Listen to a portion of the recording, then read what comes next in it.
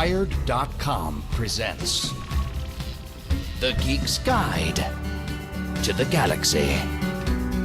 And here is your host, David Barr Kirtley. Hello, and welcome to episode 146 of Geek's Guide to the Galaxy. Today on the show, we'll be discussing the upcoming season of Game of Thrones, and how we're going to handle it now that they've officially announced that the show will be spoiling the end of the book series.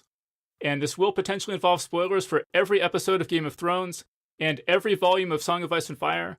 We may also be discussing announcements about the TV show, the recent World of Ice and Fire book, and the sample chapters for the next book in the series, The Winds of Winter. So I am totally not kidding when I say that if you are at all concerned about spoilers, you might want to stop listening now. And I'm joined today by a veritable small council of guests. So first up, we've got our producer, John Joseph Adams. He's the editor of Lightspeed and Nightmare magazines, and also the series editor of Best American Science Fiction and Fantasy. He's also edited more than 20 anthologies, and his latest books are the post-apocalyptic reprint anthology Wastelands 2, and the original anthology of military fantasy, Operation Arcana. So, John, welcome back. Good to be here. I was going to try to do a little Peter Baelish voice, but I didn't think I could pull it off, so. All right. Then next up, we've got Douglas Cohen, who you may remember from our panel on Season 4 of Game of Thrones in episode 113, and our review of A Dance with Dragons in episode 48. Together with John, he co-edited the anthology Oz Reimagined, New Tales from the Emerald City and Beyond, and later this year he'll be publishing Realms of Fantasy, a retrospective, which collects detailed blog posts about every issue of Realms of Fantasy magazine, where he worked for 6.5 years. His short fiction appears in magazines such as Inner Zone, Weird Tales, and Space and Time, and you can read his reviews of Game of Thrones on his blog at douglascohen.livejournal.com. So Doug, welcome to the show. Good to be back, Dave. And also joining us today is Chris Savasco, who you may remember from our panel on science fiction conventions back in episode 57, and our panel on H.P. Lovecraft in episode 71.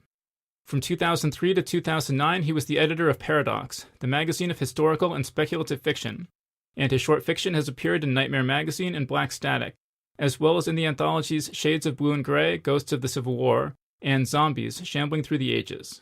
He's also written a psychological thriller about Lady Godiva, and a wartime resistance thriller set immediately after the Norman Conquest, both of which he's currently shopping around to agents. So Chris, welcome to the show. Thank you, good to be here. And also joining us today for the very first time is our good friend Andrea Kale. She's a graduate of the Odyssey Writers Workshop, and her short fiction has appeared in Writers of the Future Volume 23 and Fantasy Magazine. She was the winner of the 2011 Zoetrope Screenwriting Competition, and she's also the former script supervisor for Late Night with Conan O'Brien. So Andrea, welcome to the show. Thanks for having me, Dave. Okay, so Chris and Andrea, we've never had you guys on before to talk about Game of Thrones. So first I want you to just talk a little bit about your background as Song of Ice and Fire fans. Just how'd you discover the books? How many times have you read them? Stuff like that. So Chris, let's start with you. Just how did you discover Song of Ice and Fire? Well, I mean, I don't remember exactly when I became aware of them, but I know that I first started reading them, I guess around 2006 or so, because I was going to be attending the Taos Toolbox Writers Workshop where George R.R. Martin was going to be one of the guest instructors while I was there. And I had been meaning to start reading them anyway, and so I wanted to read them before I met him. And so I've been reading the books, ever since then. So it's, I guess about 10 years ago, I started reading them. All right, cool. And Andrea? I had to think about it. I couldn't remember how I've discovered George R.R. Martin. I think it was years ago. It was a bartender who told me you should be reading this.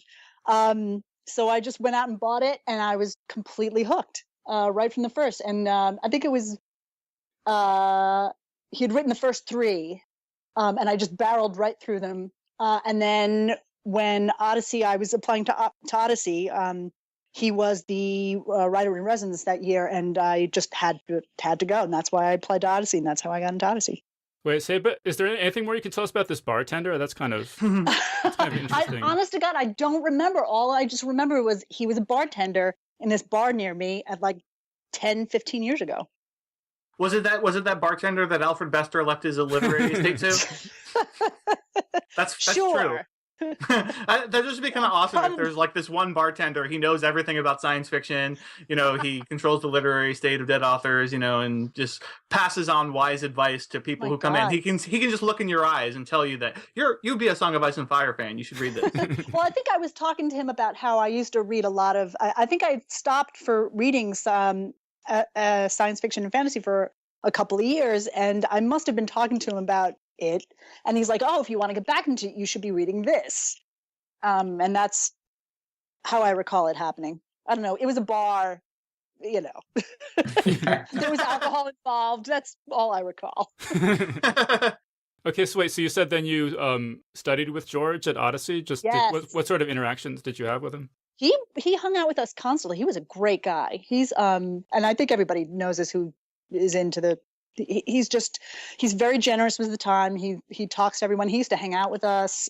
He's a great teacher. He's really interesting. He's got a lot to say.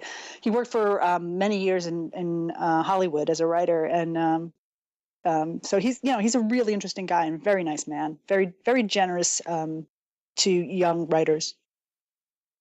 Yeah, he was only there for one day at Tao's Toolbox because Connie Willis and Walter John Williams were the main instructors. But all he really signed on to do was come and give us a little lecture, on that one day. But he took it upon himself to stay afterwards and hang out with us. He went out to dinner with us, and then he was literally like he put the place to sleep that night. Basically, he just hung out with us in the lounge, chatting, just informally, until the wee small hours of the morning. And he certainly above and beyond the call of what he was, required to do there. And actually, I didn't know this until recently, and we've never talked about this on the show, but Doug, you actually have a history with George R. R. Martin going back to 1996. Why don't you tell us about that? Oh, just, I guess you could say I'm an old school fan just because, I discovered the books back when they first came out in 96. I barreled through the first book in, a few days. And I think it was like maybe a few months later, I was home on break from college, and I was messing around online, and I came to George's website, and he was actually selling off first edition hardcovers of his book, and he would sign it and everything, and you said to send him like a check for like $25 or $30, whatever. I was like, hell yeah. So, I sent him the check. I told him, if you can make this out to Douglas Cohen, that'd be great. And I figured, why not? I actually took the time to write him a letter. At this time, I hadn't done anything editorially. I had no writing publications. I hadn't been to any writing workshops. I just knew that I loved this stuff and I wanted to be involved with it. And I thought George was like the most amazing author in the world after reading that book. And, I got the book back signed to me, and much to my amazement, he actually took the time to write out a whole letter to me on a typewriter, no less. Very old school. And it was just really awesome. Dave, I think you actually read the letter when we were hanging out the other week, right? Yeah. So, not a lot of authors would take the time to do that. And the way he signed the book was great. Dear Douglas, may all your winters be short and your books bestsellers. I mean, what more can you ask for if you're a fan and an aspiring fantasy author? So, Doug, how much is a first edition of Game of Thrones worth these days? Wow. Is that with the signature or without? Either or. I think the last time I saw it at a convention, it was selling for probably like $500 or $600. Oh, but that really? was like, I think that was before the HBO series came along and it exploded. So I'm sure that if I wanted to, I can easily sell this off for over $1,000 these days. But to me, it's priceless. Yeah, I was going to say, I'd be surprised. $500, that sounds low. That sounds really low. Really? Yeah, no, totally. For a signed first edition? Yeah, I doubt that there were actually that many of the first edition actually even published, because it wasn't like a huge book right away. No, actually, the hardcover of the first edition didn't sell that well. It wasn't until the paperback came out that sales started taking off. Wow. Yeah, well, the cover to the original first edition hardcover was kind of bland, doesn't really capture the eye. So they went with something a little more generic, for lack of a better word, for the paperback. And then, people started taking it off the shelves and word of mouth, and here we are. Yeah. Wow. Okay, so Chris, could you just give us your take on the TV show, since we've never heard from you on this before? Just overall, what are your feelings about the HBO show? I mean, overall, I really love it. I think inevitably, I think this is true with most things. It's certainly not as good as the books, but I actually think it's been handled quite well. I mean, I think they've made a few missteps. I think HBO being HBO. There's plenty of purely gratuitous erotica thrown into it in the truest sense of gratuitous. I mean, where it's really just doesn't add anything except, erotic spectacle. So, I think a bit of that does a disservice to the underlying material. And, they had a few serious stumbles with, the Jaime Cersei encounter, but overall, I think I'm very impressed. I think the casting has been almost uniformly pitch perfect.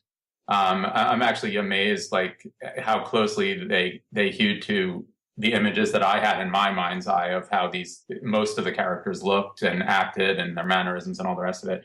And the production values have been great. I mean, I'm very pleased with how it's been handled overall so far. Interestingly enough, I think my biggest complaints about this series so far have been the things that a lot of other people seem to have thought were fantastic. I actually thought that the weakest parts of the TV show so far were some of the big set battle scenes. But all the big battle sequences, basically, because I feel like it's the one place where they're budget constraints in terms of having a cast of not being able to have a cast of tens of thousands shows through. And I think a lot of the battle sequences kind of, to me, looked more like barroom brawls than the huge sweeping epic battle sequences that I was envisioning in my mind.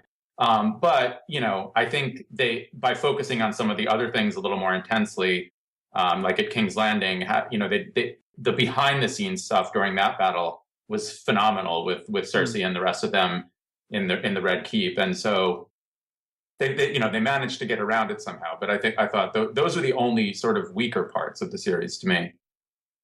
You're going to make an exception for the battle at the wall, though, right? There's that one shot that has that one panning shot that goes around everything and is showing you, and it's a continuous shot with no cuts.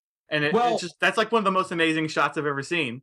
It was beautifully shot, but again, I liked it for what it was, but I thought even there you didn't get a sense of numbers, because when they did show the overhead shot of the people coming at the wall, it looked like it was like 6 or 7 giants and like maybe 30 other guys. I felt like you didn't really see what to me should have been, tens of thousands of people running toward the wall and like a huge epic spectacle. I agree that the sort of way that they swept and panned and came in and out and showed that, I thought it was really beautifully shot.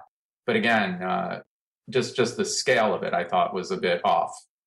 I agree with Chris that the budget has been a huge downside for the show in terms of doing this epic fantasy story. I actually thought the two battles, like the Battle of the Blackwater and the Battle at the Wall with the wildling attack, I thought that were some of the highlights of the show. But I totally hear what Chris is saying about if they'd had more money, I think they could have done them better.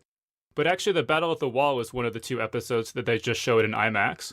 And Doug and I went and saw that in IMAX. And I actually thought it was when I watched that on my little laptop, I thought it was it was all right. I had no problems with it. But seeing it on the IMAX, it was really, really pretty impressive and it was a lot more moving. Yeah, that sounds. I'm so jealous. Like, that sounds so amazing to be able to see that on IMAX. Doug, why don't you give your impressions of that IMAX thing we went to see?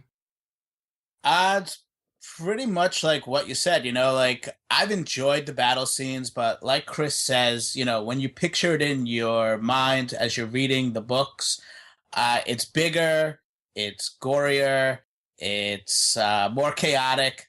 Honestly, it's better. But, I was always fine with it not being as good on the screen, because going in, I understood this isn't a movie. They don't have the same budget. And even if it was a movie with the same budget, it's not going to be as good as when it's streaming straight from the page into your mind's eye. But, when you see it on the IMAX screen and everything is so much bigger, it does give you an impression of there being more going on and that everything is just bigger, which adds to the epic feel of it. So, I mean, if they were going to put an episode on the IMAX screen, that was a good episode to put on, the Battle at the Wall. And yeah, I understand like going into the next episode, because we got to see 2 episodes. Going into episode 10, the season finale made sense, although I really would have loved to have seen the Mountain and the Viper on the IMAX screen.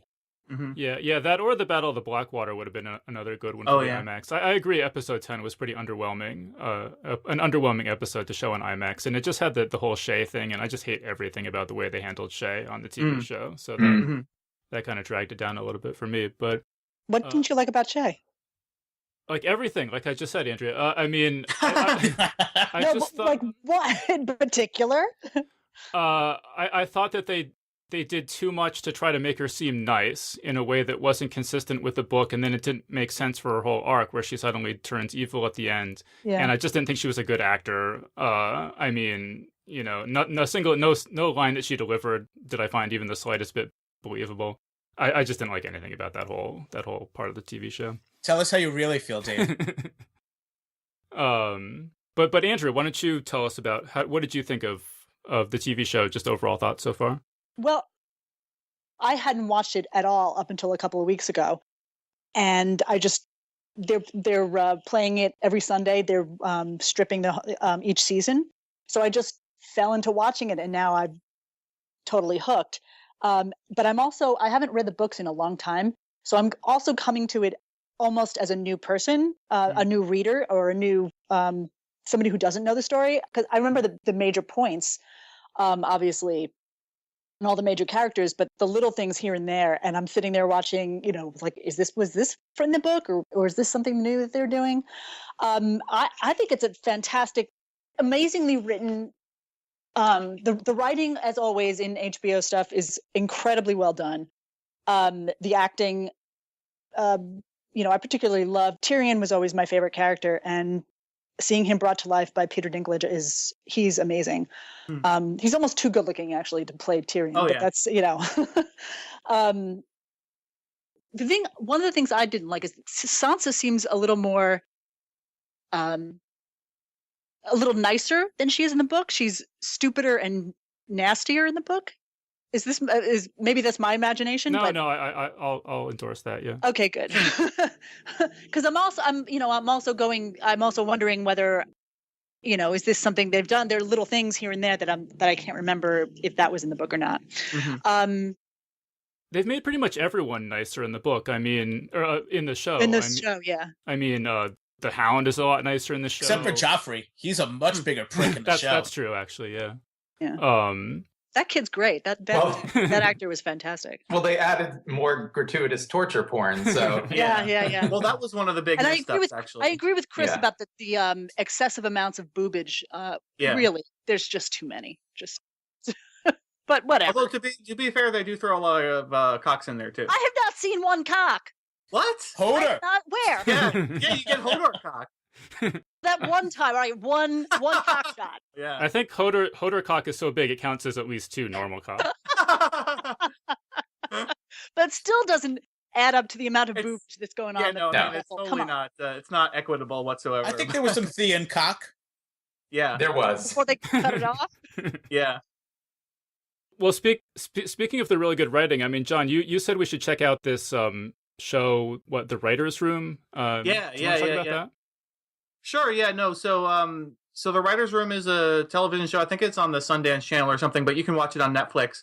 It's hosted by Jim Rash, who people may recognize. He's the dean from Community, and they just have different writers that are in the writers' room on these various TV shows. And so one of them is about Game of Thrones, and so they have D.B. Weiss and what's the other guy's name? Yeah, David Benioff. Yeah, Benioff. That's it. So they have those two on to talk about it, and yeah, no, it's really interesting. I highly recommend anybody who likes the show check that episode out, just because it goes into their some of their motivations for making certain decisions on the show, and it's just really interesting to hear how they tackled trying to adapt this massive thing that has so many challenging aspects to it. And I like the fact, John, they said that they were both former dungeon masters, so that won them a lot of points with me. Yeah, totally. I think actually, if you had any doubts about whether or not these two guys were the right guys to adapt the show, it's like, that sort of would put you at ease. Like if you hadn't watched the show yet, because you're like such a passionate fan of the books, like if you watch this and you listen to them talk about it, you'd be like, oh no, these guys are totally into it and totally get it. So yeah, I agree. They also said that when they met George to try to convince him to sell them the rights to do the show, that at the end of the interview, he said, "So who is Jon Snow's mother?" And they had to get that right in order to be able to do the show. Yeah, and I totally love that. That's like such a genius thing to do on George's part. Like, but was that? I don't think that's really that big of a mystery, is it? It is to some people. Really? If you go online, you'll see all sorts of debates. Well, no, and but George also throws in a couple of false leads here and there in some of the subsequent books, so that leads to more debate. No. I think that's a genius question because it's not explicit in the books, and so, how well did you engage with the books will determine whether or not you're going to answer that question correctly. And so, if you just read it on the surface and you didn't really study it and you didn't really stop and think about it, you're not going to get that question correct. Like if you're most Hollywood douchebags, but that's a question that only somebody who really engaged with those books is going to actually even know how to begin to answer.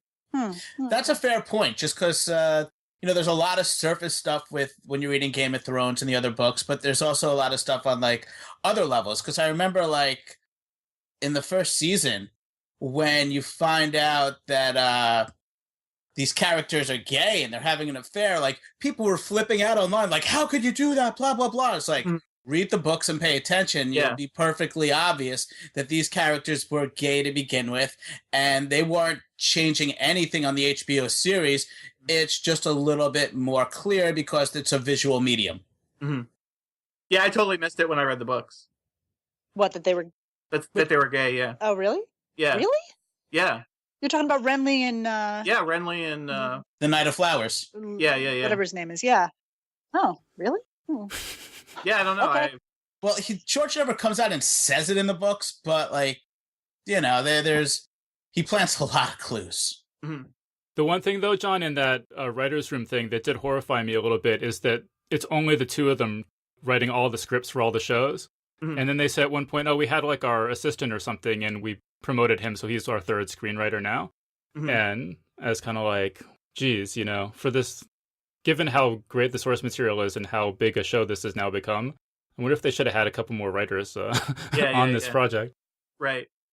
Well, and this one wasn't on the writer's room, but I just was reading this long essay by one of the writers on Lost, and it's they had 1 million writers working on that. I mean, which is maybe not. Look a how well idea, that turned out. Well, no, I know, but but it's just interesting. It's come on, guys, get a few more people in there. But yeah, they should have had Dave Kirtley or Doug Cohen writing those episodes. They know everything. That's really the point I was. Yeah. If anybody knows everything about Game of Thrones, it's one of those two. But although I have to say, John, I used to read the Song of Ice and Fire message boards for hours a day, but I really haven't done that since Feast for Crows came out. And I, in preparation for this episode, I went and looked up some of the fan theories and stuff. Mm-hmm. And I have to say, there are people who know this stuff a lot better than I do at this point. I'm totally I'm out of the game. At this point. All right. Well, Dave and I have read these books 4 or 5 times each. But if you go online, you're gonna find people that have read these books 20 times over. And I just don't have the time for that. But I still maintain that it's not burned into anyone's soul more than mine. Well, let's see, Chris, do you want to jump in here? Do you have anything you want to add to what we've been saying? With regard to... And anything you want to talk about? Well, I don't want to get ahead of you if we're going to start to talk about how we're dealing with spoilers or not. But I think in terms of what we've just been discussing, I don't know if I have anything. Well, yeah, so why don't you talk then about sort of looking ahead to season 5? What are your feelings about season 5? Well, when I first heard that they were definitely going to be getting ahead of the books. My initial gut reaction was right away. It was like, well, okay, I guess I'm done watching them then, because I don't really want to find out what happens before I actually can sit down and engage with the text. But it's funny, if you had asked me in those first days after finding out, I would have said, no, there's no way I'll change my mind. And I haven't officially changed my mind yet, but I got to say, the more I'm thinking about it and the more I'm realizing how much just aggravation it's going to bring to my life to try to keep myself in a bubble. Yeah. I almost wonder if that's going to sour me to all things Ice and Fire more so than having a couple of spoilers is going to sour me to it. Because, I've read the books more than once myself. And, even though I know what's going to happen, the books are every bit, if not more so, enjoyable the second time through. So I'm not really as concerned about, the plot points being spoiled. I think it was a Salon article or something. I can't remember the author's name. There was an article that kind of got more to what I was worried about, which was the idea of having my first experience with the material be where it's just between me and the page and George R.R. Martin's words. And so that I can formulate my own sort of internalization of that material before I then have HBO's foisted upon me, which, brilliant as it may be, is necessarily going to color the way that I then read it afterwards. And that was what I was really more concerned about. But the more I think about it, I think that would be a greater concern if I was entirely unfamiliar with the world and characters. And yes, I'm sure there will be new characters introduced perhaps in this next season, but for the most part, I've already formulated my internalized impressions of the world and the setting and the characters and the situations, where to the point that I'm not so sure that I can really be spoiled anymore in that way. So I'm actually on the fence now. I'm not entirely sure. I almost feel like, the hell with it.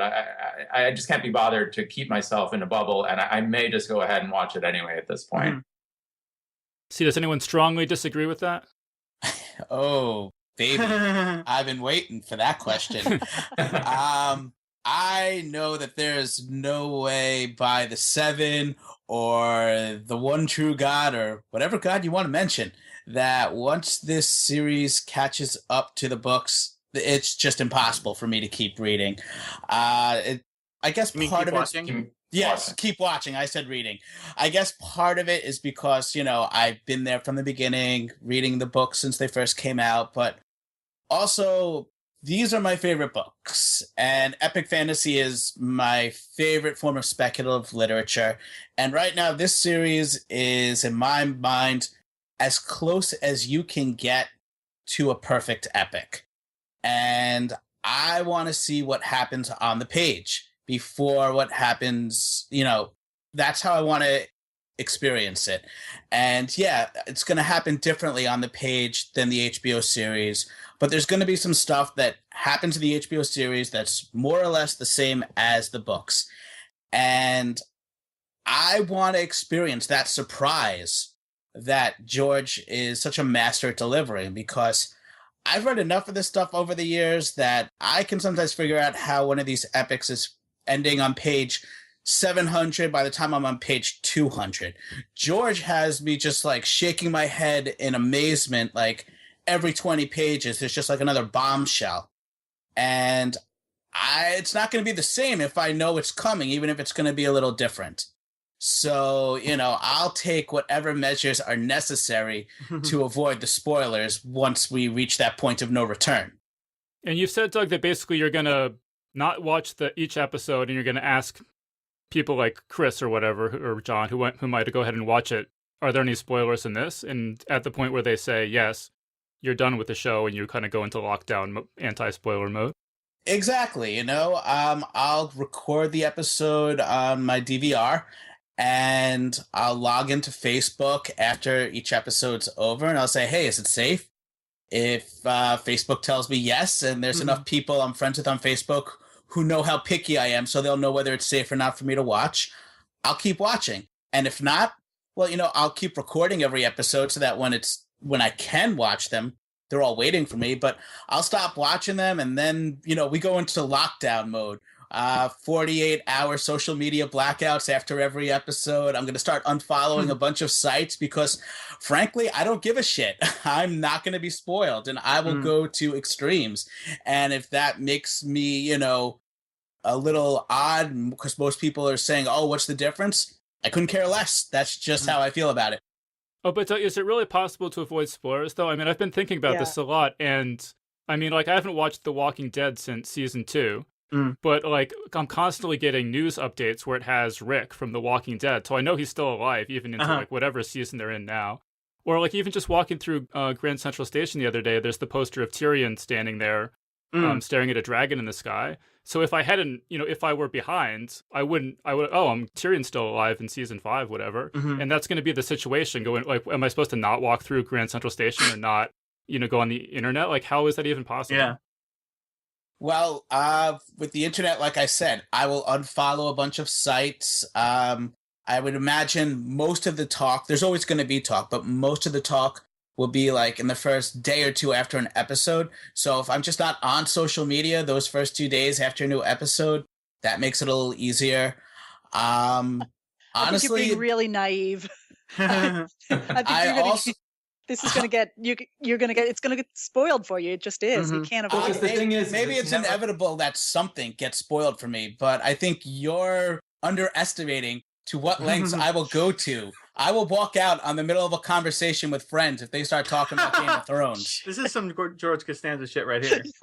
But the thing is, Doug, you know, I certainly rank Ice and Fire, you know, among my top 3 favorite works of literature of all time across genres. But you know, and it means a lot to me, and I understand what you're saying. And I'm not the thing about spoilers is it's never the ones that you expect that are going to get you. You know, you're right. Most of the talk online is going to be happening a day or two after the episode, but it's going to be 3 months later when you're looking through a comment thread on something completely unrelated, and one of the comments is going to let out the biggest spoiler ever, just in passing. You know, not. One thing that's working in our favor potentially is on his live journal recently. It was subtle, but something that George wrote seemed to indicate that, you know, the end of the next book isn't that far away. True. Dave, you even like messaged me on Facebook pointing that out.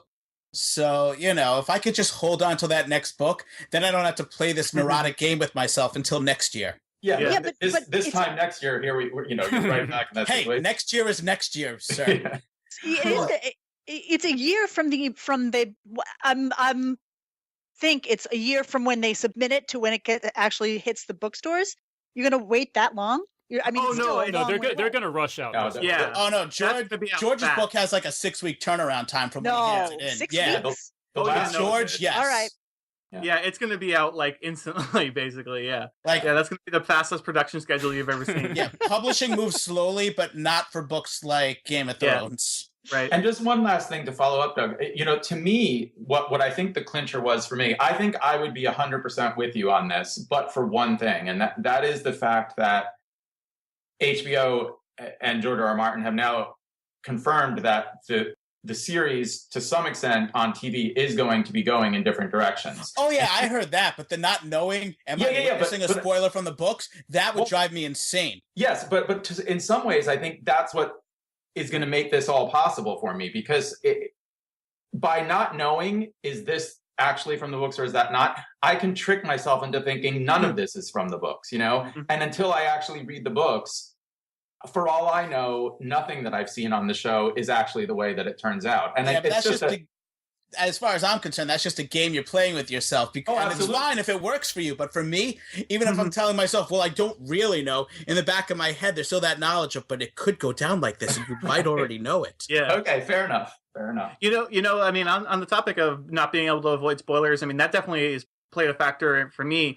And just the other day, somebody I follow on Twitter just like cavalierly like, oh, so happy that Joffrey finally got his just desserts, whatever. And it's like, I mean, he was actually even more explicit. I mean, I think he just actually literally said, so glad to see Joffrey's dead, and it's like, dude, what are you doing? That's like huge major spoilers. And which I would have said on this episode, except that Dave already said, look, spoilers ahoy. But and it's like, and he's like, oh, well, it's been a year, I think the statute of limitations has passed. I'm like, dude, you just watched it now. Like, lots of other people are just going to be watching it now. What are you doing? Like, I mean, that's the sort of thing that would like drive me insane. Like, because like Chris was saying, it's just going to ambush you out of nowhere.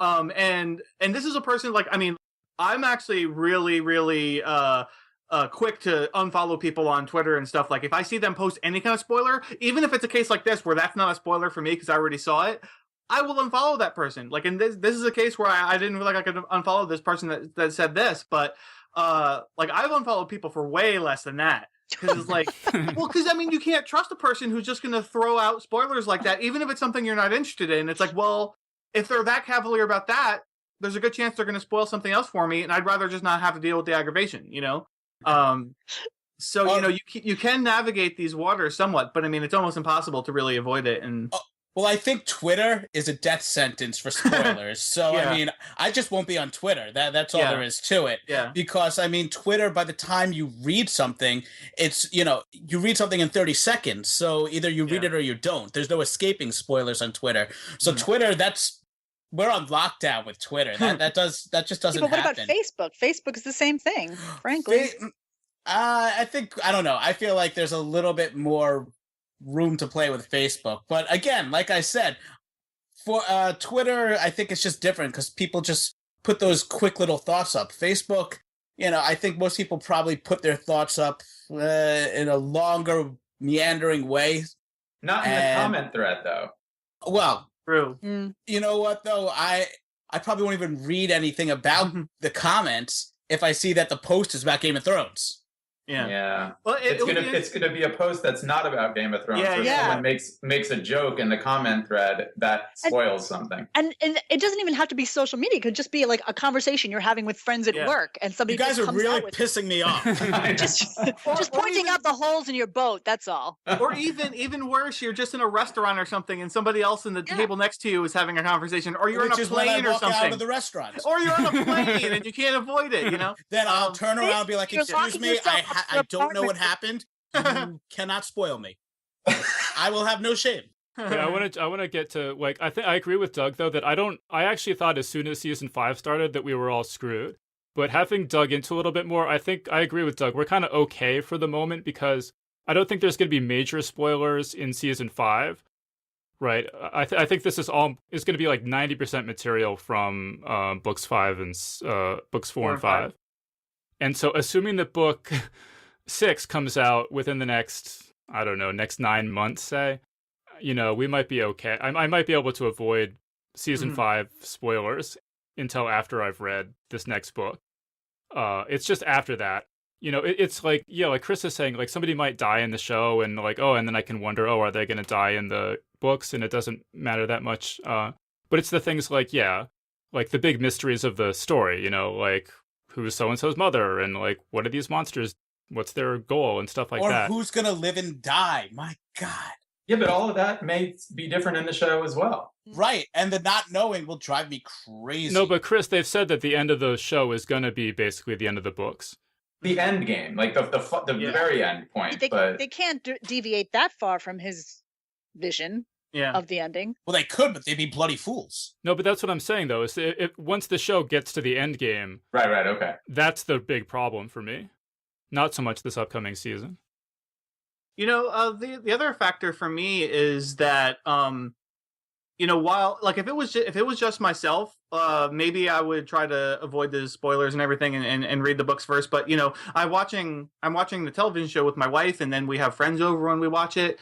And so it's like, it's become a social thing where it's like, we're watching it together, we're experiencing it together, after the episode airs, we sit and talk about it or whatever. So, and that's the kind of thing that doesn't really happen very much with books. I mean, like, I'm in this position where, sure, like if I just read the book, we could do a panel on it or whatever, and we could talk about it on Geek's Guide, and so that way I could actually like talk. But it's like, that's talking about like, okay, well, I spent a couple days reading the book or whatever, and that's been, I don't know, maybe a week or whatever ago, before we can do the panel. So it's not like I just did it.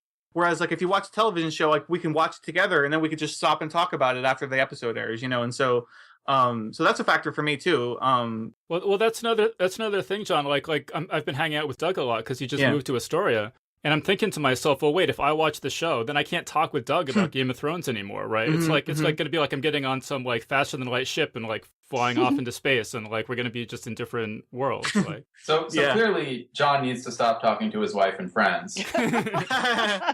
It's the only logical ending. Yeah. But speaking of the show sort of diverging from the books, that just makes me think of other cases where there was a television show in parallel development to a book series, and the thing that comes to mind is Dexter, because that's a case where like the first spoilers. I'm not going to say anything about. I'm not going to say any spoilers about Dexter. Okay. The first season mirrors the book basically exactly, and then the television show goes off in a completely different direction to the extent that I feel like the author couldn't actually deal with that. Like, I mean, because I think it was a case where the television writers actually had a better vision for where that character should go than the original author did. Because I actually really like the television show, whereas I lost interest in the books. And so I can see that being like hugely, or adding a huge amount of pressure to the author, like as if George R. R. Martin doesn't have enough pressure already, right? But like, I mean, I think the Dexter author basically. I don't know. He kind of almost gave up. I think because it's like he couldn't keep it just as like as a straight mystery anymore. He added like supernatural elements to it, like in the third book, which seemed like weird and random. But I think it was just like I have to distinguish this from the show. I've got to take it in some other direction that they're not doing because I can't compete with that.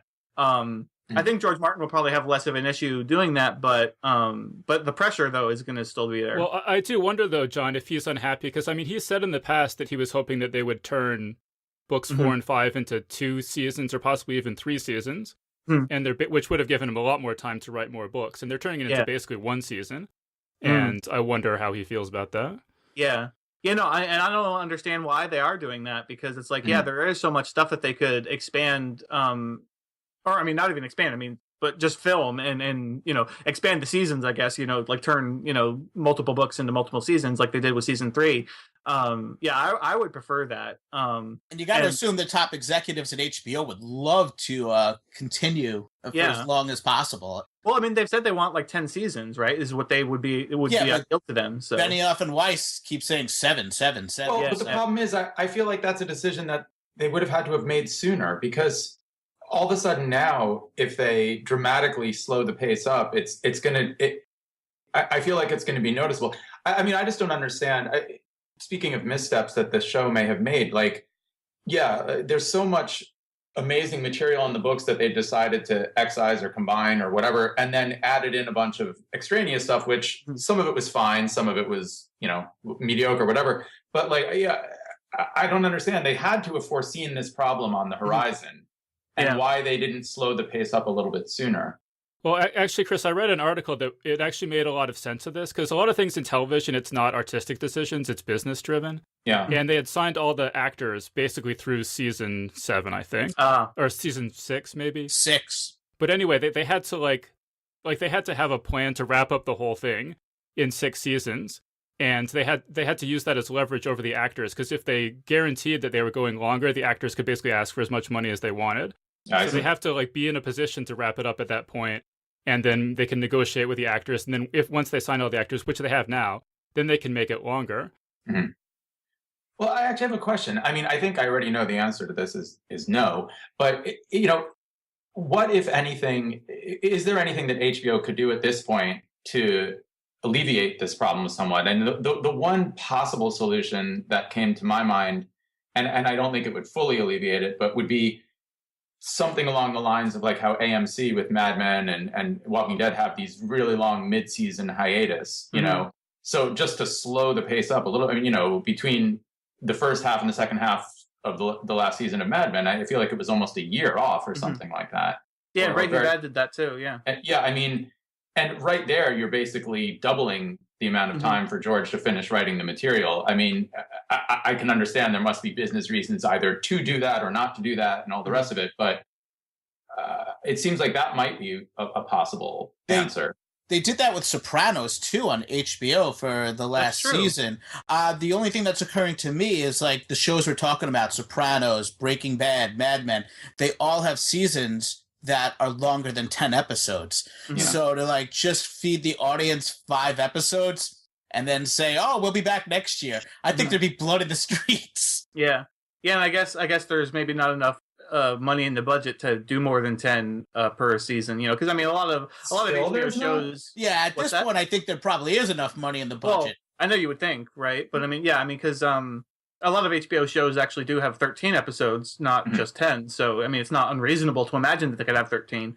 I was actually kind of surprised that they didn't, just because it's like, you know, geez, like I mean, all of these books are so huge that like if I mean, you still have to cut out a ton of material just to get it down to 10 episodes. And so it's like, you know, 13 wouldn't seem unreasonable. And I mean, of course, for book 3, they actually ended up spending 20 episodes doing that book because they broke it into 2 seasons. So, yeah, I mean, that does seem like a feasible option. But I mean, you got to think that they must have thought of that. Well, Andrea, you're a TV professional here. I'm curious for your perspective on this. I would guess it's probably a money thing. Any decision in television has to do with money. And also, I think it might, if they take really long breaks in between seasons, it might cool the momentum on the show. So they might be a little concerned about that. I don't know. I've never worked in scripted television, so it's not my forte. I mean, it seems like they also have this huge problem with the kids growing up too fast. Well, yeah, that happened to Bran, and certainly. Mm-hmm. All right, well, let's talk about what we like. I think it would be fun just to speculate about what we do think is going to happen. I mean, we talked about this a little bit in previous episodes, but there have been some key clues and things that have come out. So, for example, there's the theory that Tyrion is secretly a Targaryen. Yeah. Is everyone familiar with this? Yes. Yeah. And so that got a little bit of support in the recent World of Ice and Fire book, where you can tell from the schedules and stuff that Tyrion's mom was in the vicinity of Aerys Targaryen around the time that Tyrion was conceived. So, yeah, there's just a little bit more support for that theory. Sorry, I was just having just watched all the episodes, you know, binging through them. I remember from the books that I think it was in Karth, she goes through some kind of tunnel where she has she sees the visions of the future. The House of the Undying. Yeah, exactly. They didn't do that. They didn't cover that in the show. They didn't have the visions, no. Yeah, no, they didn't have the visions. Well, there was they had different that were reinvented. They brought back Khal Drogo and stuff. Yeah, but that wasn't in the book. But there was no. I mean, yeah. But sorry, where was I? There was something, and there was some kind of prophecy about her. There's one to love, or one to.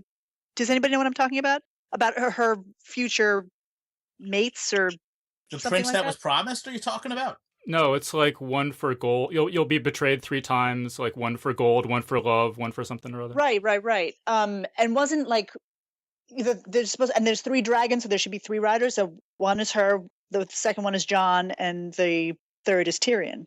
Right. Yeah, that's maybe the theory. Maybe actually this is your theory, Dave. Maybe this is the theory you told me. No, this is a widely held theory, and it got that theory actually got even more support because it's now been firmly established that you have to have Targaryen blood to ride a dragon. Right. So yeah, that even further reinforces maybe the Tyrion is a secret Targaryen theory. Yeah. I never actually questioned it. So well, if we're talking about control of the dragons, then you also have to start talking about the dragon horn, because even if those are going to be your final 3 riders, you got to assume at some point whoever's blowing the horn is going to control the dragon for at least a brief period of time. Right, but isn't it going to be like Euron Crowseye is going to blow the horn and he's going to temporarily get control of the dragons, and then that's not going to turn out well for him? I mean, that's what I'm assuming is going to happen. You got to wonder, though, is it going to be Euron blowing the horn? Because in book 4, when like one of his crewmen blew the horn, that guy died a few days later. So I don't know if that's because there was no dragon present, but that raises some questions right there. Like, how do you blow the horn if it kills you? I don't. Maybe it only kills the weak-willed. You know, kind of like the Maybe. Force. But one theory I have is that when the dragon horn is blown and they take control of a dragon, the way they're going to get the control back, I think maybe Bran wargs into a dragon. Huh. Because, there's all this stuff about Bran flying and he's the winged wolf, but how cool would it be for Bran, this kid who, who dreamed about knights and dragons, to actually be flying through a dragon? Yeah. Yeah, I can't believe that never even occurred to me that he could potentially warg into a dragon. Yeah. That would be amazing. Have you guys seen all the totally crazy fan theories? There was just I should have sent it to you. There was an article like this top 6 crazy Song of What Ice are and Fire they? theories. Okay, so there's the Bran is a time traveler one. Oh God. Okay, so I don't think any of these are true, but this one's kind of interesting. Okay, so like when Bran mind melds with the heart tree, he kind of is transported back through time and he sees different things. Mm-hmm. And so the theory is, maybe he transported himself back in time and warged into Jaime Lannister to throw Bran out the window so that all of this stuff would come to pass. I'm going to say no. Next. Interesting. You've heard the Roose Bolton is a vampire theory. I'm going to say no. Next. What's this theory? I don't know. There's just various physical descriptions of Roose Bolton that make him sound kind of vampiric. Mm. And he also, why does he need all those skins? And so the theory, because he's always flaying people, right? Mm-hmm. And so the theory is, maybe he flays people and then he wears their skins and stays young forever. Mm. Oh my God. Okay. That seems like that's out of nowhere. Yeah. There's all sorts of references to other Boltons, in the books and the World of Ice and Fire. So I didn't double check this, but somebody was saying that actually Roose Bolton's genealogy is fairly vague compared to all the other characters in the series. maybe compared to the other characters, but it's not like there weren't other Boltons that were mentioned. Yeah, but maybe they were all him. I mean, maybe, but does George Martin strike you as the author that says, and he was a vampire all along? Yeah. It's never been established that exists in this world. It's just a little weird. I don't know. George, he did write a novel about vampires. I mean, Yeah, that's true. In the No. Westeros? In this No. world? No. No. No, but Andrea, Westeros, it's like every idea that George R. R. Martin ever wrote in his entire career up to that point, all put into this one world. So that's all I'm saying. And It seems a little late to be bringing up vampires. No. I prefaced. Did you miss the part where I prefaced this by saying these are crazy fan theories? Okay. Well, I'm just saying. I'm agreeing. That's crazy. They strike me less as theories as much as just like fan fiction. Right. Yeah, it's like the start of a fan fiction story. It's like, wouldn't it be cool if this? Yeah. I'm just saying, if there were to be any truth to anything along those lines, I don't think you would ever find out that it was the case. It would just be like a little Easter egg. I see. That, fans might notice, and you would never actually know for sure. Yeah. So I guess you're not going to want to hear about how Varys is a fish person. Oh, no, that one I want to hear. Yeah, there's a theory that Varys... Because, okay, this is true, though. There are deep ones in Song of Ice and Fire. That's 100% a fact. It's in the World of Ice and Fire book. Or at least the legend that there are deep ones, from H.P. Lovecraft in Westeros is in the World of Ice and Fire book. And some people in the world are described as having, webbed toes and stuff like that if they've, lived too close to the ocean. The Innsmouth look. Yeah. So the idea is that Varys is maybe one of these people. And I forget what the evidence for this is, but I remember one line is there's a part where Tyrion talks about throwing Varys into the ocean to punish him for something. And Varys says, you might be disappointed in the result. So That seems pretty weak. Weak evidence. Yeah. But okay, next. Okay, so I also just want to mention this is an interesting spoiler thing. Okay, so there's a lot of speculation about who Cold Hands is. Yeah. And so George donated a bunch of manuscripts to some library somewhere. And so some fans dug them out and looked at them. And George's editor had written some notes throughout the manuscript. And there was a section with Cold Hands, and the editor wrote, I think this is such and such character, am I right? And George had written a response. Oh, interesting. And is interesting. And I don't know what he said. I purposely stopped listening to the podcast at that point. But that's just another thing, Doug. That's out there on the internet. People know this like secret information. I don't go digging though for Game of Thrones theories, you know. So a lot of the stuff that people have their theories about, I have no notion of, because I don't want to like have everything figured out for me in advance. If I'm talking about it with a few friends and, you know, we're exchanging ideas, that's one thing. But, you know, some people, they want to like dissect the whole thing and figure out the whole thing with like, you know, with a group think tank. I'm not so big on that. Mm-hmm. But I do think that we've discussed theories before. Well, like I said, if it's just with a few friends, that's one thing. But I don't want to like go on like a message board and like talk with like 300 other people about, well, this guy is clearly that guy and this guy is clearly plotting to do this, etc. But I do think Cold Hands is Benjen Stark. Yep. I mean, I've always liked that. Reasonable assumption. But I don't know. All right, well, I'm just gonna call. I think my theory is that Sansa is gonna end up on the Iron Throne. I'm calling it because she's being trained as this master political manipulator, right? I think she's gonna get better at it than Littlefinger. She's gonna do in Littlefinger and take the Iron Throne for herself. That's my prediction. Huh. Do you think she's gonna end up on it temporarily or ultimately? Like she's the one who's gonna, at the end of the books, be on the throne? Well, I don't know. Actually, now that I'm thinking about this, like I think that might have been a good thing to happen if the series was going to 9 books. But if he's actually planning to wrap it up in 7, Sansa's still going to be super young by the time the series is over. I think that's the big problem with this series, is that he was intending to have this 5-year gap and all the kids were going to grow up. Mm-hmm. And now I think he's been forced into a position where he's going to have to end it with them all fairly young. So that kind of, I don't know, that puts limits on what the characters could have. It at least puts some slight plausibility limits on what the characters might, what role they might achieve by the end of the series. Yeah, I think Sansa's an interesting idea because largely because she is so much sort of in the background of what's happening for what we've seen so far mostly.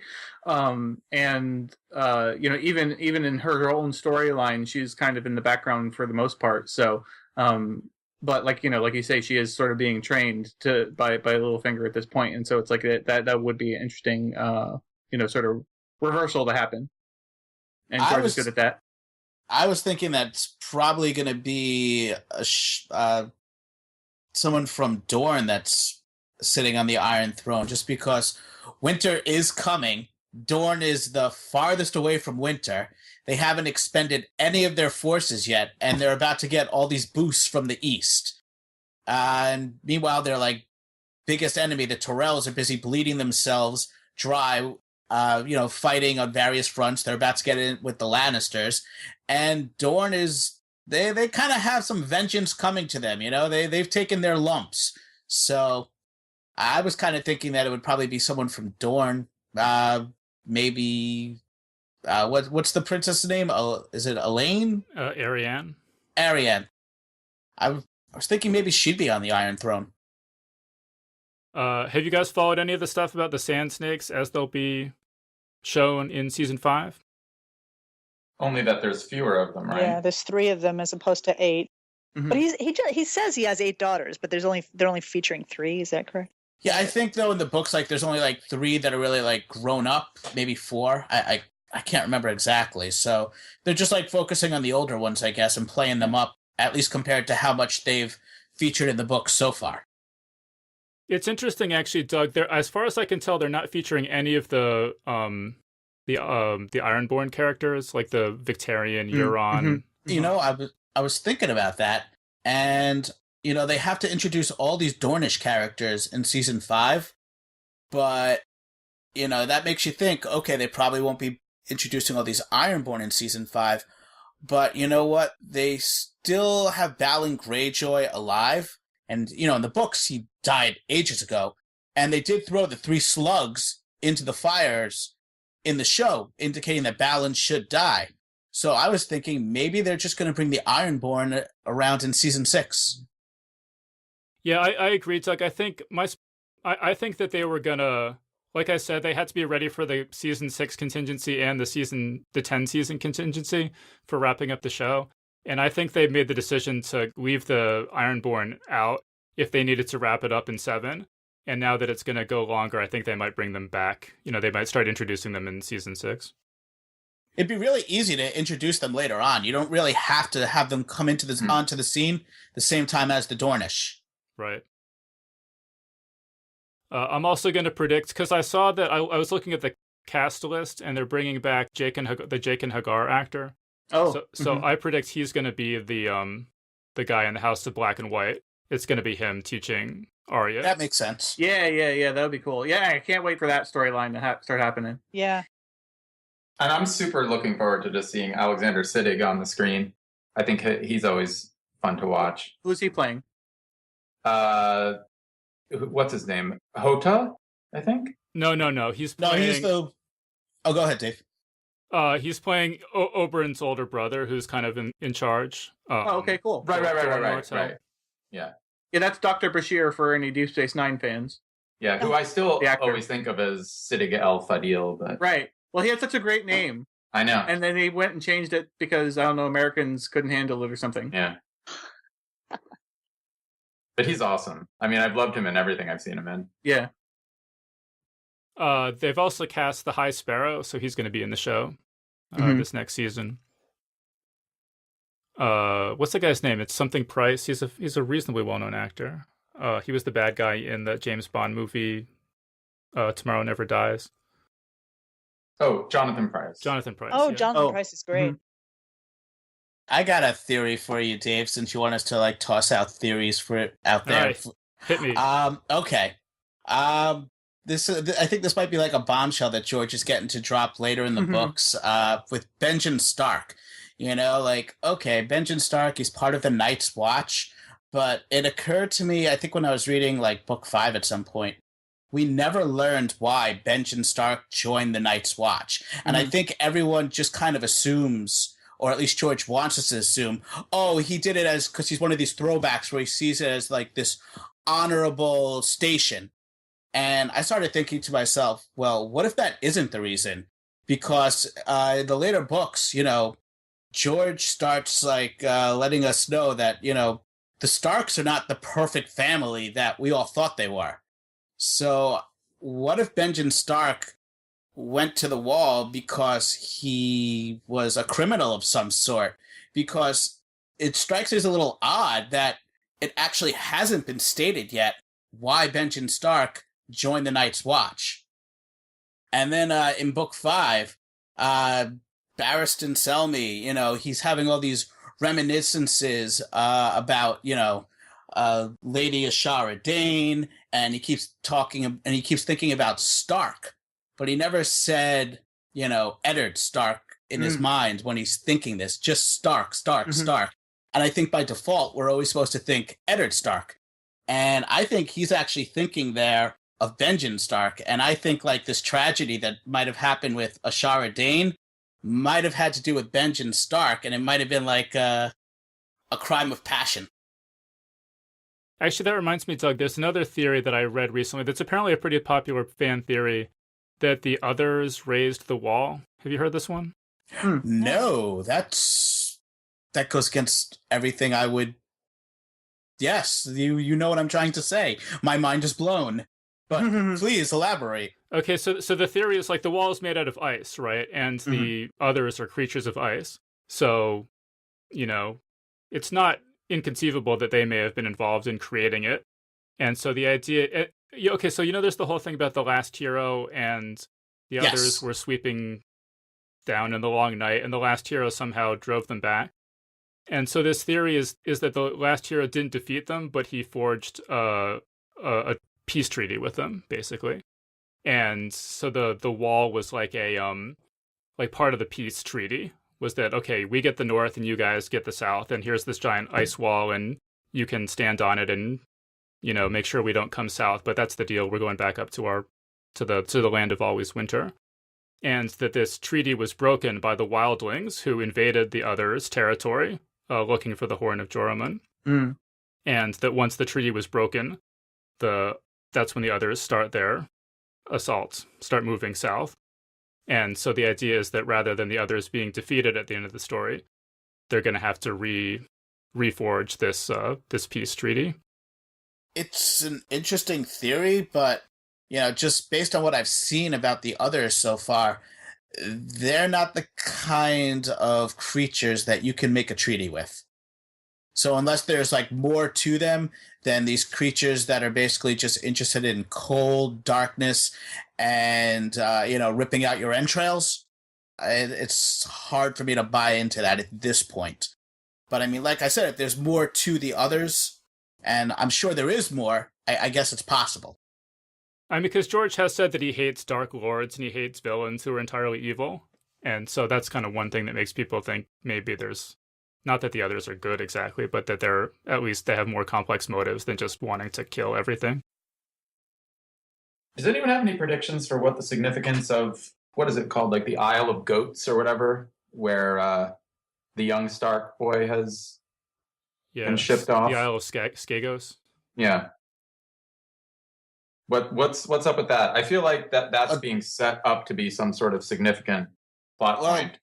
Davos is going to get him, is like what I inferred based on how his chapters ended. Yeah. So I think Rickon, I think his significance comes back to the line, there must always be a Stark in Winterfell. Because Bran is not coming back. He's either going to stay north with the children when this is all said and done, or he's going to die, because anyone is fair game to die in this. Robb is dead. Jon Snow is a Snow, not a Stark, and is also dead. Wow, temporarily. That's another conversation. Mm-hmm. So who's the child that's carrying the Stark name?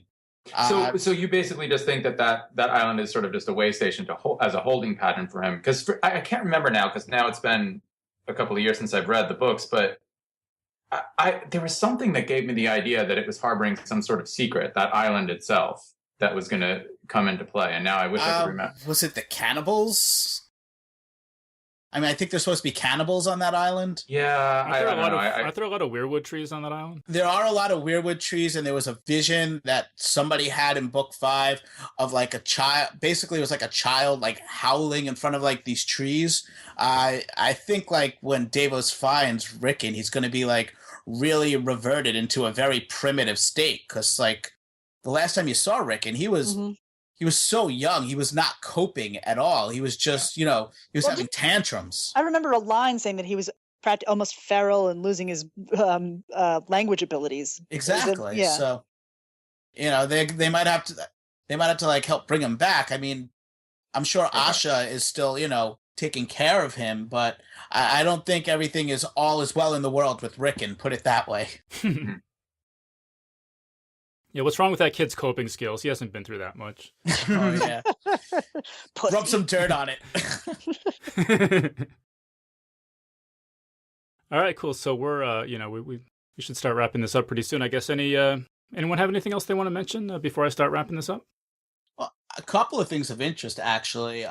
Just like a few days ago, like 2 days ago, actually, because we were talking about how to avoid spoilers on Game of Thrones. And out of the blue, my brother actually emailed me this article that was on Gizmodo about how Google has patented a warning system to make social media spoiler-free. No way. Yeah, that's actually an awesome idea. Yeah. It is an awesome idea. The big question that was raised in the article is this just going to apply to like Google Plus, or is this going to apply to all of social media? Because... if it's just Google Plus, it's essentially useless. But if you can make this for people, yeah, exactly. But if you could get this going on like Twitter and Facebook and so on and so on, this could actually be very, very useful in waging the good fight. Mm-hmm. So how does it work, Doug? Did it say what's the process that? I mean, I'm trying to pull up the article now. It was pretty brief overall. Yeah, I'm just imagining how it should work is just if you see somebody has tweeted a spoiler, you just kind of highlight it and say, this is a spoiler for Game of Thrones. And then like it knows that. Like then everybody knows that and they can filter it out. Yeah, unfortunately, somebody would have to see the spoiler in the first place to, start the chain that this may contain a spoiler. Or you have to can be mark your own out. if you can mark your own. Oh, spoiler. true. Right. All right, I'll read. It's a short paragraph. I guess this is the key paragraph without getting into all the nitty gritty. Well, it seems Google is working on it. A new Google patent, spotted by courts, details a new system that would keep track of your progress on whatever shows, books, and movies you wish, and block posts it thinks might contain spoilers. It doesn't completely obliterate the post, but instead blurs the content with a pop-up warning. So it's sort of like Clean Reader. Yeah. Yeah. No. So since you actually just quoted that, why don't you say where that article appeared and who wrote it and everything, so people can go look and read the whole thing if they want. Yeah, well, like I said, it was on Gizmodo, and it looks like the author is Darren Orff, ORF. And what's the name of the article? Google patented a warning system to make social media spoiler-free. Nice. Well, let's hope that comes to pass. I was going to joke that it's actually a brain implant that selectively erases your memory, but that's a story actually Jeremiah Tolbert wrote. So, I was actually thinking about it's funny that you mentioned that though, because I didn't actually see that article. But when we were talking about spoilers earlier, I was just thinking how I don't know about on Twitter, but on Facebook it seems like you could actually just add an option that's like, hey, this has potentially got a spoiler in it, and so you could, and then you could have your settings such that you'd be like, oh, you have a sliding scale, like how sensitive are you to spoilers, and it's like, don't ever show me spoilers ever, asshole, I will murder you. All the way on the right, it's like, okay, so you can set it to that versus spoil me, I don't care, whatever, go all the way on the left. But I mean that would actually be awesome. I'd love that. Because I mean when Dave was talking about The Walking Dead, I don't actually care about Walking Dead spoilers either, but yeah, I see them all the time, and I'm shocked at how cavalier people are about posting them. It's like, dude, it's on right now. We don't even have any chance to watch it over here on the West Coast yet. Those are the ones that really drive me crazy. It's like when you don't even take time zones into account. But yeah, I don't know what it is about some shows, but The Walking Dead, people cannot control themselves and just spoil without any regard for anyone else's safety. See, Doug, did you have any other Game of Thrones things you wanted to mention? I was gonna say, because I was so gung-ho earlier about, if they spoil me, I'm out of here. I could imagine, some listeners already thinking, well, they dropped some spoilers last season, how come you're still watching? So, just really quickly, there were two things, I guess, that could have made me stop watching. One was when the other king, touched the baby and it became another. Basically I was like a deer in the headlights when that happened, and it was like, holy shit, what the fuck? And otherwise I would have turned off the TV. And at that point it's like, well, I already saw it, but now I'm on high alert going forward. So I let that one slide. And the other thing was in the last episode for last season when Jojen Reed died, that to me that's a huge spoiler, and normally it's the kind of thing where I'd be like, that's it, I'm done watching. Except George planted a lot of clues in those books that Jojen was going to die. So I was already 100% sure that he was going to die. And, the point that they killed him in the HBO series, he's still alive in the books. So it's they're really not ruining anything for me. It's not the manner of his death, what else he still might do, because he could still do something important. They could just have someone else do it instead in the books. And you don't even know if someone dies in the show, if they're going to die in the books. I mean, if you were just watching if you watched the show and then read the books, you would think that Gren was going to die in the Battle at the Wall, and then he very true. But it's when someone dies in the show that isn't in the books, it's, to me, the way my brain works, well, that is a potential spoiler now, and now I'm on high alert, just because now it's more yes, anyone could die at any given time in the books, but if they're killing someone in the show, that signals to me, well, there's a higher probability now that this character is going to die in the books, and I might have just seen how they're going to die and why they're going to die, so... that's just how I interpret this stuff. And actually, George said publicly that they're going to kill off major characters this season that don't die in the books. Don't die at all, or don't die... Don't die at all, I think. Oh, wow. Yeah, I heard that too. Actually, Dave, you mentioned how, Jon Snow dies in book 5, and this is just a book question at this point, not a TV show question. But I mean, does anybody actually think that like John is actually legit dead, like forever? No, he's coming back as Azor Ahai.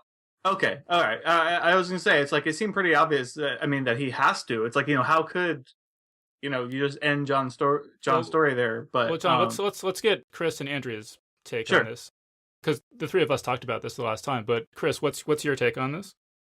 Well, again, I think I had a wider variety of ideas when it was still something I freshly read. But I know one of the ideas I came up with was, I mean, I certainly don't think he's dead for good. I don't think we've seen the last of him.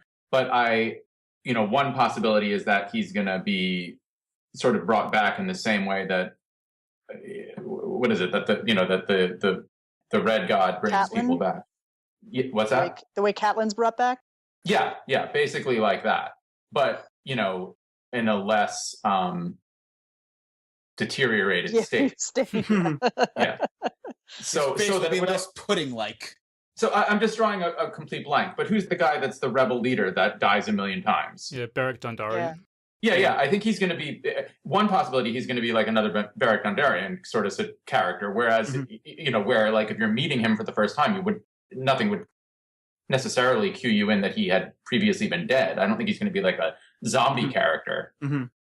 But I think that to me that seemed like one of the more likely ways for it to go. But absolutely, I'm sure he's not gone. Yeah, I agree. I know that they love killing off major characters, but John's a little too integral to the plot, to the main direction of the story that it's going. That he's not gone.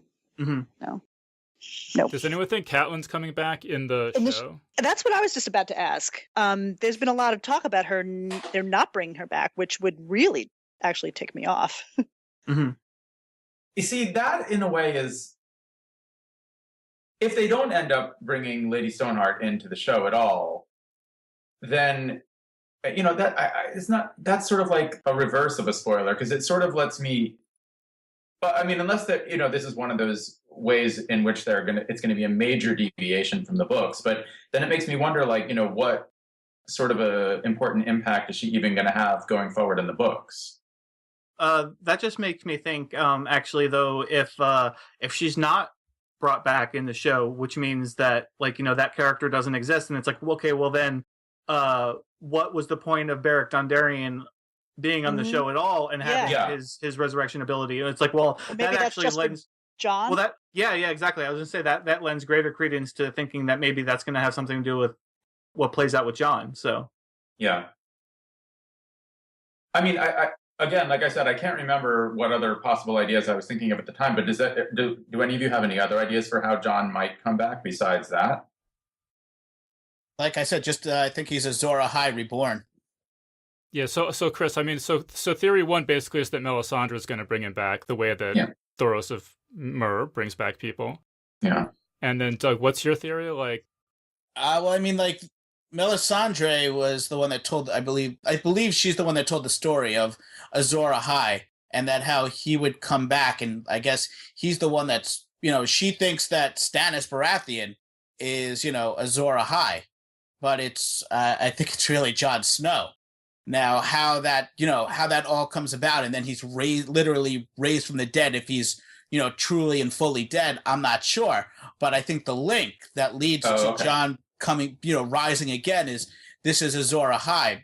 There's even clues that are planted like in book 5 about Melisandre trying to like figure certain things out, and she's like, I asked my lord for this, and all he shows me is snow, and I guess the reader's supposed to think like the falling snow, but that is, that's actually an allusion to Jon Snow. Although, Doug, I heard the ultimate fake-out fan theory on that. So you're supposed to think it's Jon Snow, but actually, Ramsay Snow.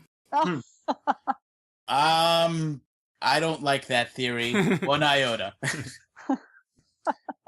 But I mean, I think it's pretty clear at this point that Stannis is not Azor Ahai reborn, and that Melisandre is misinterpreting some of these prophecies. So then it begs the question, who is Azor Ahai reborn?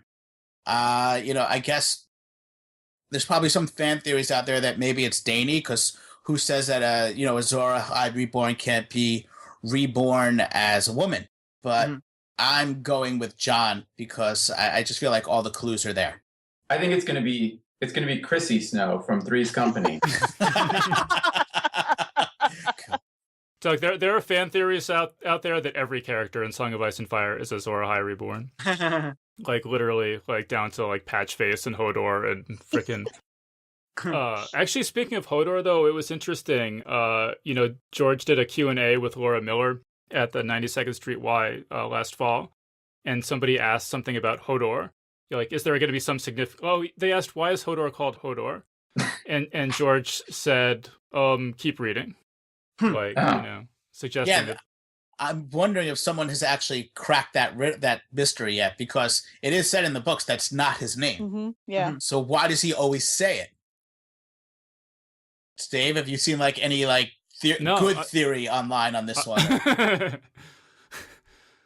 No, I haven't seen any good theories. I haven't really seen any theories at all. But in terms of like that would actually explain it, in reference to something that we read earlier or something like that. No, I don't know. It's an intriguing mystery. Maybe Hodor's a vampire. It all comes together now. Yeah, exactly. All right, cool. So shall we wrap things up there? Yep. Yeah. Hodor.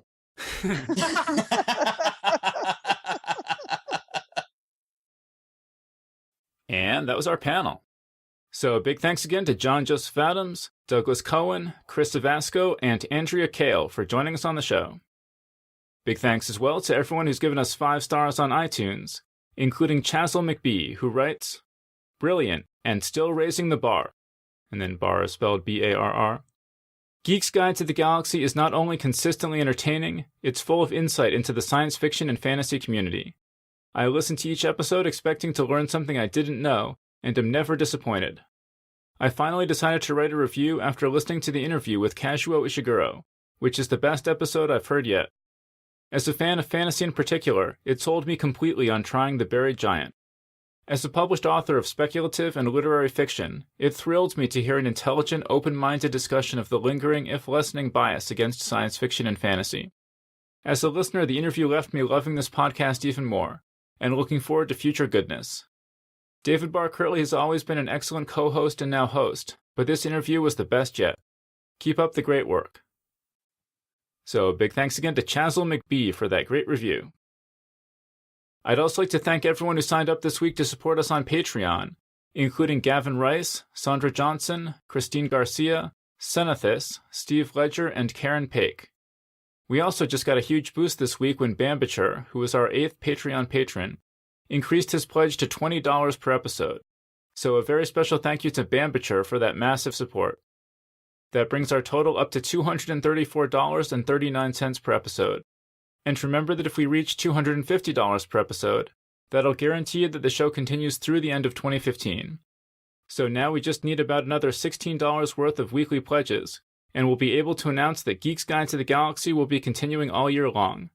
So that would be about another 30 or so new episodes guaranteed. So if that's something you'd like to see, please head on over to patreon.com/geeks and sign up. So that's patreon.com/geeks. And if you'd prefer to make a one-time or fixed monthly contribution, you can do that over at geeksguideshow.com/crowdfunding. And I'd like to give a very special thank you to Conrad Pino, Iris Manhold, and Elizabeth Stewart, who all just made very generous contributions to the show. So big thanks again to everyone who contributed. We really appreciate it. All right, so that was our show. So thanks everyone for listening, and we'll see you next time. The Geek's Guide to the Galaxy is a production of Wired.com. For more information about the show, visit geeksguideshow.com. To learn more about your host, visit davidbarrkirtley.com. Music and voiceover produced by yours truly, Jack Kincaid. If you enjoyed this program, tell your friends. If you didn't enjoy it, tell no one. Thank you for listening.